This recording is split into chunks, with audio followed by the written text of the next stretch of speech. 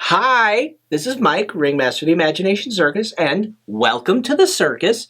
So, long story short, I had just recorded this entire review and then went to look at the footage and found that I had forgotten to turn my microphone on. Isn't that funny?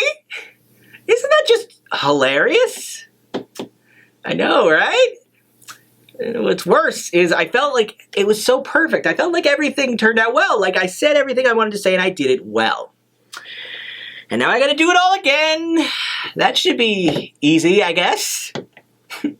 But regardless, I mean, I'm not upset about having to say this all again. It's just annoying that I'm sure some of you understand. That was like, I can't believe but whatever. It happens. This isn't the first time that's happened, but it's probably the most severe because I recorded entire videos worth of footage and I can't use any of it. Actually, I deleted it almost immediately because it's like, what am I going to do? I can't, like, what am I going to do? Like, yeah, so I'm just going to re-record everything. Starting from here. So, long story short, I am a fan of One Piece. It's my favorite series of all time. And, you know, you see the hat on my head. This thing used to be over here, but I trimmed down the set. If you've seen my last video, I've taken most of the set dressing down because I figured, you know what? That's not really where I want to be in the future. I'm doing things a little differently now. For instance, I'm taking notes. This is my notebook specifically for One Piece. I have 4 notebooks for 4 different things that I'm doing in the future. You might have seen one, obviously, in my last video if you watched my last video, but regardless, this is the one for One Piece. It's a nice golden yellow, and so here, I only have 1 page's worth of notes, and I got through them relatively quickly the first time, so I think I should be able to do this just fine. So let's get through this. I don't want to rush through this, but I do want to like just do this as efficiently as possible because the first time it was like turned out so well. So like I said, One Piece is just my favorite series ever. It's like above everything. Like not favorite manga or anime, though it is essentially that as well. Maybe not my favorite anime because the anime adaptation is so-so. Point is, like, but favorite manga at least, but it's my favorite series of all time. Above something like, say, Ninja Turtles, who I'm a huge fan of. You'll be seeing more to how much I express that going forward in the future on this channel. Then there's, like, Star Wars, which I'm a lifelong fan of, but Star Wars for me is my number 5 or 6th favorite series of all time. It's like, it's high up there, obviously, but not so high that it, like, obviously. And then, of course, so regardless, like, One Piece is very important to me, and I wish I could have started doing this sooner. I'm, of course, reviewing chapter 1025, and, like, you know, I wish I could have, like, made such videos a while ago, because I, of course, like, but my computer got fried, as I mentioned in my last video, so let's just get started, shall we? So I first want to very quickly talk about the cover page. The cover page is probably one of my favorite cover pages we've had in a while, because the last few have been good, obviously. I like all of the color pages, really, and not color pages, just cover pages. I said color pages a couple times. I meant cover pages, although there is a color spread that I do want to talk about as well, but the cover art is, like, just really good, and it's one of my favorite requests I've seen, and I have missed the serials, the cover serials. Like, we haven't had one in a while. The last one was Beiji's Oh My Family, which was fun. I liked the way that ended. Like, you know, because who doesn't like a double wedding? But I think this is my favorite requested cover page that I've seen in a while, because it's just Usopp telling his life story to, like, an octopus and a pair of birds, and the octopus is jotting everything down, and it's like, and credit to the person who requested this. It's somebody who goes by Sodasu. I'm just saying it how it's spelt. So, but honestly, like, thank you, Sodasu. One of my favorite covers of all time. It's really just a fun thing. Now we have to assume Usopp is, like, kind of you know, throwing some lies into this, like, not really being truthful, probably exaggerating some stuff. But all things considered, if Usopp decided to actually write his own biography, if he didn't decide to embellish anything, he would actually still have a pretty decent biography, because he's got some stuff going on in his life. And even if you compare, like, his stuff to everything else going on around him, he's been through a lot, and it would make an excellent biography even without the rest of the context of his friends and the crew and all his allies and enemies that he's had since he started his journey. And even before that, his friendship with Kaya, the fact that his mother died and his father, left because, he's a pirate. All of those details, again, would make an excellent biography, all I'm saying. So Usopp wouldn't even have to lie about anything. But knowing him, he's probably exaggerating a bit. Anyway, let's get to the, like I said, the color spread. It's a very lovely bit. Here's it, to the best of my ability, show it to you. It's fantastic. I love this. I like that the four emperors are in the individual corners. Luffy's dead center. We got the Straw Hats. We got all these other characters, all looking pretty badass. It's fantastic. And frankly speaking, I of course haven't looked at this like, with a fine-tooth comb, but I will in my own time. Right now I'm just showing to you because it's part of this issue. But I do like this piece of art, and it's one of my favorite color spreads that Oda's done. I mean, every color spread Oda has done has made my day, because the man's art, regardless of how you feel about his particular art style, when Oda draws, he does it with like nobody else. I love his stuff. So this is a fantastic piece, and I would, like so much of his art, I wish I had a giant wall that I could just cover in Oda's artwork. Maybe not even just, maybe just the covers and the color spreads alone, because if it was every page of, even just including something like, say, Monster, or Wanted, and or maybe the Romance Dawn prototypes. It's this would have to be the biggest freaking wall to cover, with every page, everything. It would be insane. But I would love, I don't even think that's possible. I would just need an obscene amount of money. You know what I mean? It's like, if I ever get it, maybe, I'll turn it into a project, a fan project someday. I have no idea. Because this is how my brain works. I think of something and I think, how could I pull this off? And of course, if I wanted to detail with what I just thought up in my mind right now, we would be here even longer. So let's focus on the review. So anyway, then there's, of course, we get to the actual opening scene with Luffy and Momo. So Luffy is, of course, in a hurry. He's like, okay, we gotta go. We gotta get back to Onigashima so we can kick Kaido's ass. But Momo literally just got turned into an adult. Physically, mentally, he's still a child. And as such, he doesn't really know what he's doing yet. He's also, super afraid of heights, so obviously he's not super eager to do this. But he's like, give me a couple of minutes, Luffy. And then Luffy's like, we don't have a couple of minutes. Everybody is going to die if we do not get ourselves up there. And Momo's like, I know that. Just give me some time. If you know that, then do it. No, I need a few minutes. Which I think, again, whole exchange made me laugh. It's it's honestly really funny, and it's one of the simplest, funniest things in a while from One Piece to make me laugh. And the humor in One Piece, it can be very it can be very hit or miss, because obviously humor is one of those most subjective subjects in the world. But all things considered, in my opinion, I think One Piece is at its best when you've got situational humor like this. Because what's funny about this is kind of I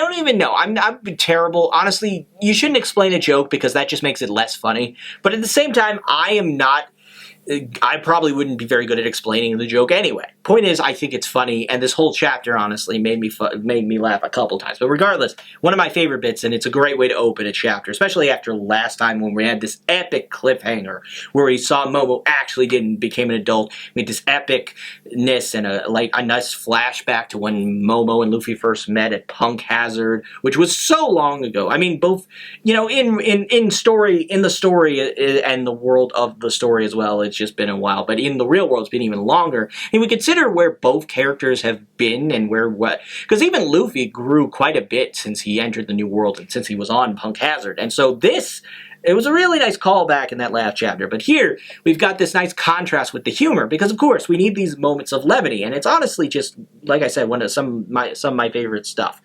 Also, I have to point this out, we of course have Shinobu and the Heart Pirates, and they're probably just as much in shock as anything, but they're also all looking at this in a way that makes me think that in all of their minds, they're all probably thinking it's what the hell?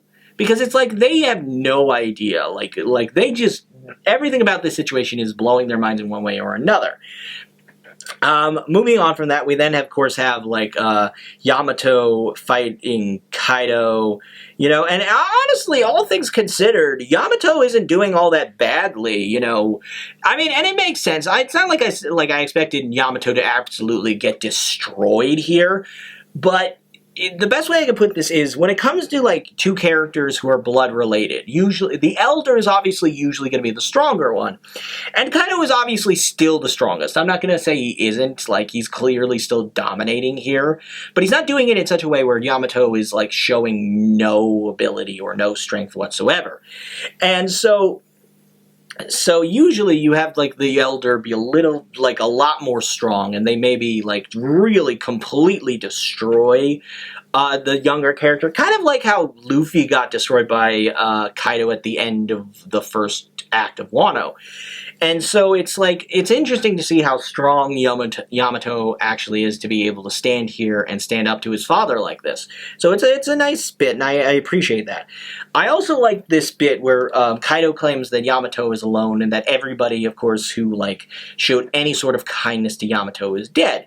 And when you get down to the crux of it, like, I like that Yamato refutes this, even though I like the idea that from a loneliness perspective, and I'm sure Yamato was very lonely for a good portion of his life, but the fact that he, like, you know, that loneliness factor is a nice callback to Luffy's viewpoint that there's nothing worse, you know, being hurt is like, you know, being alone is worse than being hurt. That idea that Luffy called together, because it's something I personally relate to. I understand that sort of pain, and it's something that made me relate to Luffy in a way that I don't know how many other people have. And because of that, mostly because I don't really have, you know, I've got one friend I talk to One Piece about, and he doesn't even actually read or watch the series.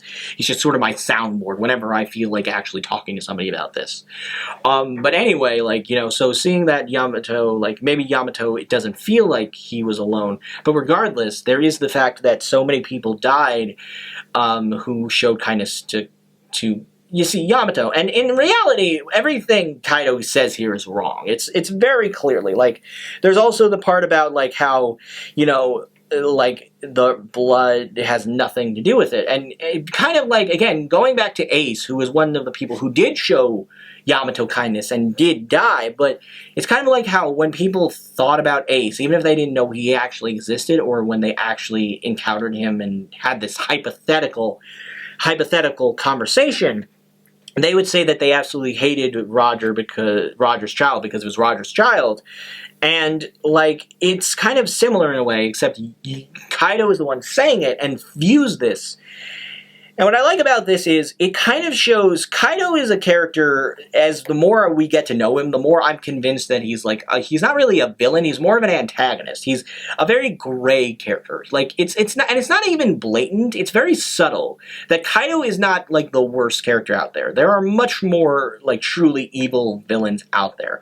But Kaido does have his own sort of code of honor, and he does have this sense about how things should. And he's wrong in so many ways, but he does it in a way where he doesn't come off as an absolute bastard, is the best way I can put it. And I like that. I like that because it's like, you know, I don't need my villains or my antagonists to always show some moral fortitude or to be gray characters, but I do like it when it's done well, and I'd say with Kaido it's done very well. But it's interesting, like I said, I think in this conversation, everything Kaido says is basically just wrong. From every possible viewpoint, it's very wrong. And Kaido comes in and is like, you know, everybody is truly afraid of you because you carry my blood, because you are an Oni like me, and because, you know, it's essentially that, like, because of your power and because of how different you could never actually be friends with any of them. And of course, like I said, he's very wrong. But what's interesting about this is, like I said, and this is my translation, and funny enough, the same thing happened the first time I recorded this. I should have brought this up before that. I'm using, like, an unofficial translation when I read this, because it's like, I don't have the patience for the official translation, and it's a little different, but it's never, I wouldn't say it's monumental differences, but what's interesting, this is the first time, at least in my opinion, where Kaido actually refers to himself and Yamato as Oni, And I'm like, and even in the flashback, people refer to Yamato as an Oni child in one way or another. And it's like, is this a confirmation that they're actually some sort of Oni race, and this is another different species or another different race to add to the list of many, many races that exist in the One Piece universe? Because that's not even counting aliens. If we looked at all of the species that already exist in this world, it's a very long list, and at some point I'm going to lose track, because there's a decent amount of different creatures in existence in this world. So I don't know if this is official confirmation or unofficial confirmation, or if this is some sort of mistranslation, but it seems like it's confirming, or at least implying, that they really are some sort of different species, and that's very interesting, and I'm sure we'll get more into that in the future if it is the case. But regardless, like, it's just it's food for thought so far, nothing too big. So moving on, we get a little bit more comedy. In this case, we've got Luffy and we got Momo flying. Like, Momo's finally gone off the ground, but he refuses to open his eyes because he's terrified. And so he crashes through Onigashima into the I keep forgetting the big hall. I forget what it's called. Everybody's fighting there. King, Queen, Zoro, Sanji. Like, so many people. Chopper's there.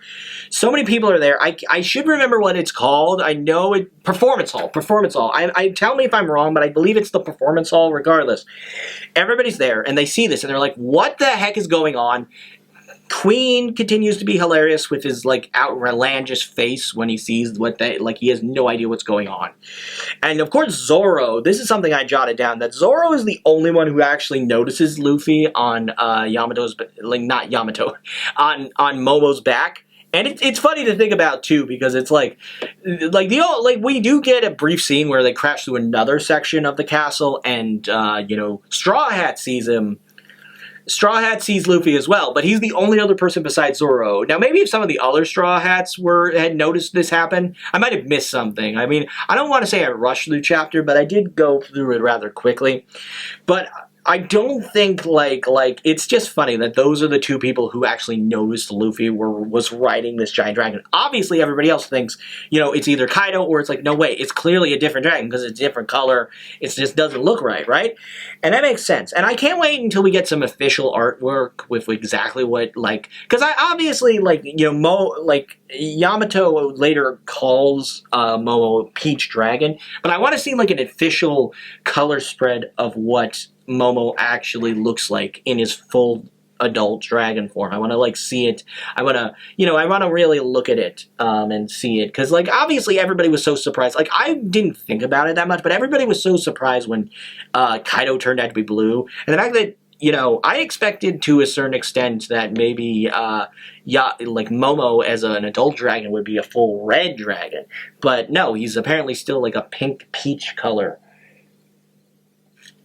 Which makes sense. His name is actually Peach, and like, I mean, Momo, his full name is Momonosuke, but Momo actually means peach, and I think that's funny. And obviously, that's a reference to the story of Momotaro, because there's a couple of references to the story of Momotaro throughout this arc, and his name is one of them. There's some stuff going on with Otomo as well.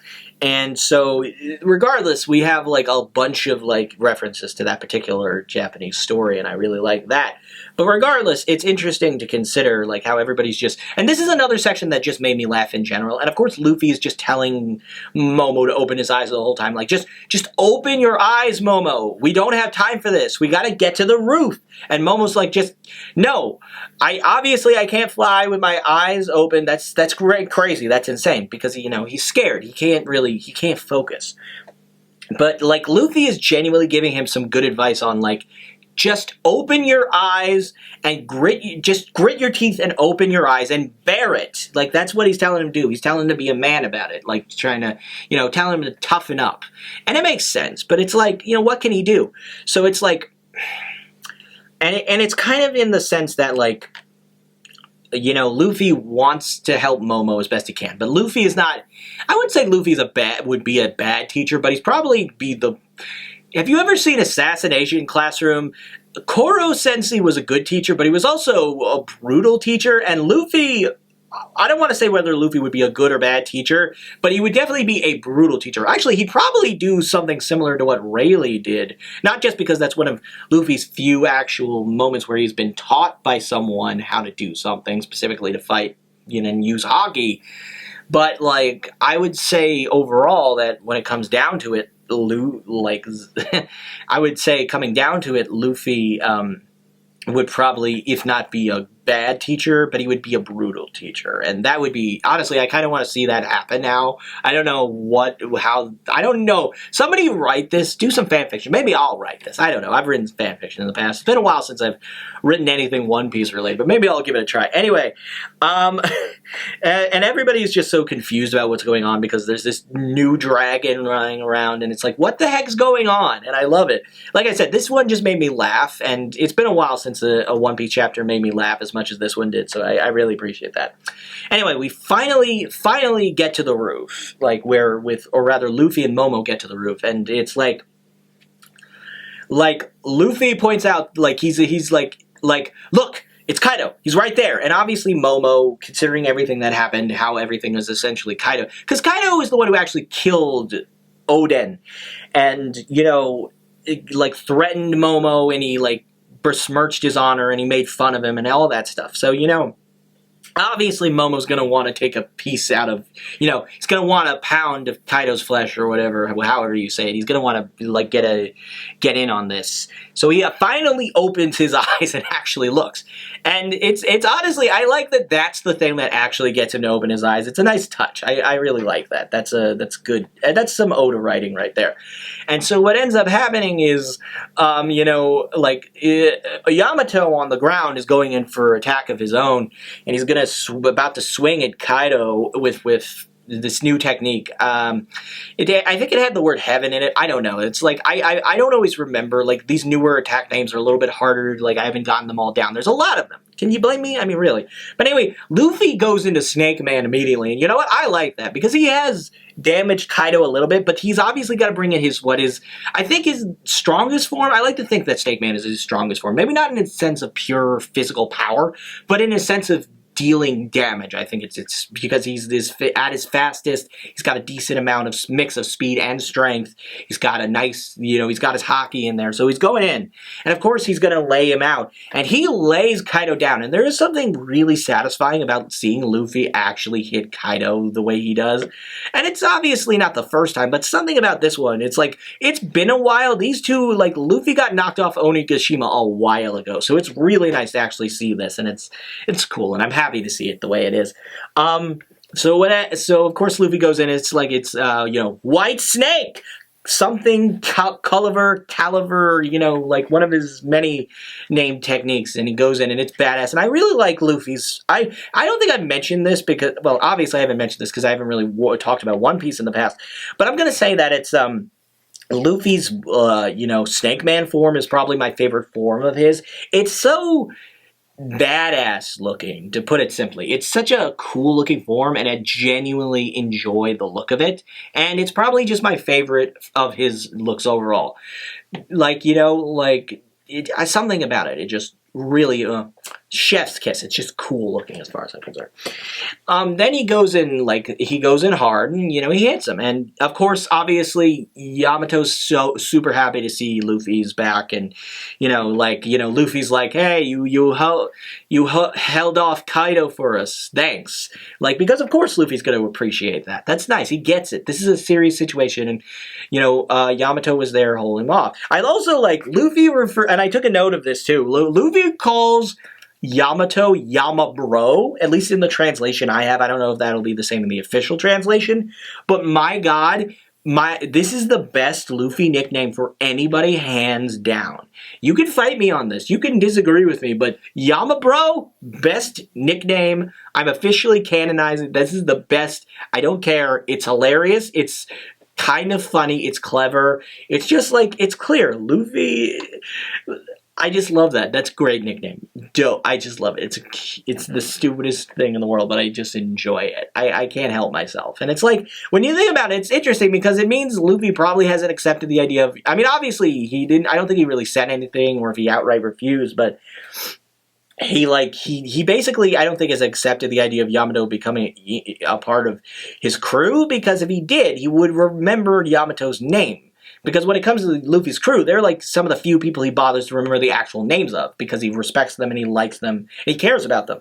And everybody else is in a you know, like a subcategory where they get these nicknames. And even Law, who is Luffy probably considers his friend and is his ally, Luffy hasn't remembered his name. I mean, granted, Law calls him Straw Hat Ya, but obviously Luffy goes with Traffy, and it's like, you know, that means something. So it's funny to think that, like, even though so many people are convinced that Yamato is going to be part of the crew, like, Luffy still obviously hasn't accepted it in his mind, which is why he's got this nickname, which, again, fantastic nickname. I love it. I think it's the best nickname Luffy's ever given a character before. However, I will say, I'm not 100% for or against Yamato. I got my reasons. I mean, I have a whole list of characters I'd like to see join the crew, and Yamato is obviously one of them, but I'm not 100% convinced it's actually going to happen, but I'm not really convinced it's not going to happen either. I feel like it's sort of in an ambiguous place, because we're really, like, despite where we are in the story, we are really not anywhere near the end of the Wano arc. We really aren't. It's, like, just not happening anytime soon. If you think it is, you're obviously not paying attention. But anyway, we get this fantastic bit at the end where, like, you know, Kaido looks at Luffy and he's like, Straw Hat, how the hell are you still alive? And Luffy goes like, huh, don't be stupid. I'm the man who's going to be king of the pirates. Like, I die so easily. Because, of course, that's what Luffy's going to say. And he says it with all the conviction he's ever said it with, because that's who Luffy is. And it's just, I don't know. It's always fun when he says it, but this is one of my favorites. It's like, because it's like he says it. He's not going to die that easily. Hell, if anything, I think when Crocodile almost killed Luffy twice, I think Luffy, he came closer to killing Luffy than Kaido did. Because in his fights with Crocodile, Luffy got stabbed and then thrown in a sand pit, and then in the second fight, he got himself dehydrated to the point of being a mummy. So, frankly, I think that Luffy was way closer to dying in either of those fights with Crocodile than he is here with fighting Kaido. And that's saying something, because Luffy's obviously a Devil Fruit user, but it's like, yeah, I think Luffy 100%, like, he came closer. Like, I don't think this was the least chance I've ever seen of Luffy. I will say, I didn't know how he was going to get saved, but I like that it was the Heart crew, the Heart pirates that actually got him out of there in the submarine. That was great. That was 100% great. But anyway, Luffy makes his big declaration, and Kaido kind of just, you know, I don't think Kaido really says anything there, but he does a sort of like a sort of, like, discontented in response. And then, of course, he looks to, like, you know, the dragon, and he's like, who the hell are you? And Momo hesitates for a couple of seconds, but I think Momo is going to, even though he's like an adult physically now, he's still a child mentally, so he's going to model himself after his role models, like, say, like, you know, his father, obviously, Kinemon, and, of course, Luffy. And I think Luffy's going to be a big influence on how Momo is as a leader. And as such, he hesitates for a couple of seconds before declaring with the same kind of conviction Luffy does that, let me just do this properly. I am Kazuki Momonosuke, and I am the man who will become the Shogun of Wano. And it's like, he does it with all the conviction in the world, and it's beautiful. It's honestly one of my favorite scenes, almost as much as the scene where he, like, you know, he says who he is during, like, when he was, like, being crucified, and, you know, like, Kaido offered to, like, spare his life in exchange for saying he's anybody but the son of Odin. This honestly, like, tops that a little bit, because it is just, he's a dragon, he's obviously mimicking Luffy, which is also because I love Luffy, and Luffy's my favorite character, so that makes sense. But it's just, something about it is just beautiful, and I kind of love it. There's this declaration. Of course, Kaido barely reacts. Like, he's like, surprised, but he's not, like, doesn't show it. And he's like, he says, there's only room in this world for one dragon, or something like that. And it's like, even though it's not obvious, I think it comes across, like, 100% to me, at least, that Kaido does not like this, that this pisses him off. To him, this is an insult, that this brat, who he, like, didn't think of as being worthy of his name, of his father's name, of his, you know, family name, of his bloodline, is somehow has the same power as him. That just I think that gets under his skin, and it's subtle, but it comes off as him being, like really unnerved and really angry about it. And I've always liked the idea of like antagonists or villains like just losing their cool. Like whenever the Joker, because let's say the Mark Hamill version of Joker, because there have been so many, but let's say when the Mark Hamill version of Joker gets really angry, it's a special occasion because he's always so calm and cool and just go with the flow. He's a psychotic nutbag, but whenever he gets genuinely angry, it's a big deal. And I feel the same way about this with Kaido. Like anytime a big bad gets genuinely angry, it is a big deal. And it works here for me because it's such a minor thing. The idea that this brat has the same power as me, unacceptable. It's such a subtle thing, and I really like it, at least, and that's my perception. I don't know if you guys read it a little bit differently, but I really like that, and that's the way I see it. But anyway, going over the chapter as a whole, because that's the end of my notes anyway, and that is where the story ended at the end of that chapter. It's like, I really enjoy this one. It's not the best chapter in the world, but it really did a lot for me. And this is very much a kind of chapter that's like meant to move us from point B to point F. I say that because we're obviously way deeper than point A, so, I didn't want to say that. But the point is that, like, when it comes to this particular chapter, I liked it. I did not think it was bad. Was it the best? No, but it was honestly a pretty decent chapter. It made me laugh multiple times. And what moments it had, there were a decent number of things that actually were pretty epic, and I liked it. There was some character stuff. There was a little bit of world building, I think, sprinkled in there. So it was like a decent chapter. Not a lot going on. A very quick pace, but also very fun. So I'd give this one about an 8 out of 10 overall. Not too high, but definitely not low by any means. Anyway, regardless, I hope you all enjoyed this. This is Mike, Ringmaster of the Imagination Circus, and I hope you'll come back and visit me again in the future for further reviews of One Piece. Thank you, and have a good day.